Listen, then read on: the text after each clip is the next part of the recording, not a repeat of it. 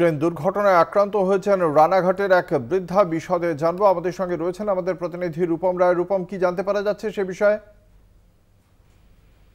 সকালবেলায় কিন্তু এই রেল অ্যাক্সিডেন্ট নিয়ে কিন্তু আবারও সকাল সকাল মানুষের একটা আতঙ্ক ছড়িয়েছে। তবে যেটা জানা যাচ্ছে যে নদিয়ার রানাঘাটের গাংনাপুরের বাসিন্দা উৎপল সরকার, তার মার ক্যান্সার হয়েছিল এবং তার মাকে নিয়ে, তার মায়ের বয়স 64 বছর, তাকে মার চিকিৎসার জন্য নিয়ে যাওয়া হচ্ছিল মুম্বাইয়ের টাটা মেমোরিয়াল হাসপাতালে। কিন্তু হঠাৎই সকালবেলায় এই ঘটনার পরই রীতিমতো আহত হয়েছেন তার মা।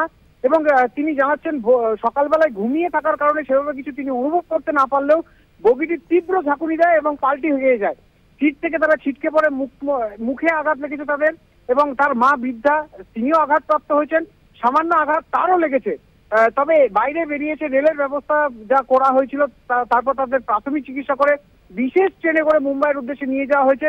ট্রেন দুর্ঘটনার জেরে শেষ যে খবর পাওয়া যাচ্ছে, দুজনের পাশাপাশি বহু যাত্রী এখনো পর্যন্ত জখম হয়েছে এই ঘটনায় এবং পার্শ্ববর্তী হাসপাতাল চিকিৎসার জন্য নিয়ে যাওয়া হয়েছে। তবে এখন বর্তমানে তারা কিছুটা হলেও সুস্থ রয়েছে। তবে আতঙ্কে কিন্তু এখনো তারা রীতিমতো আতঙ্কে রয়েছে এবং তারা ভাবছেন কতক্ষণে বাড়ি ফিরবেন ডাক্তার দেখে। অঙ্কুরদা, ধন্যবাদ। আমাদের সঙ্গে ছিলেন আমাদের প্রতিনিধি রূপম রায়।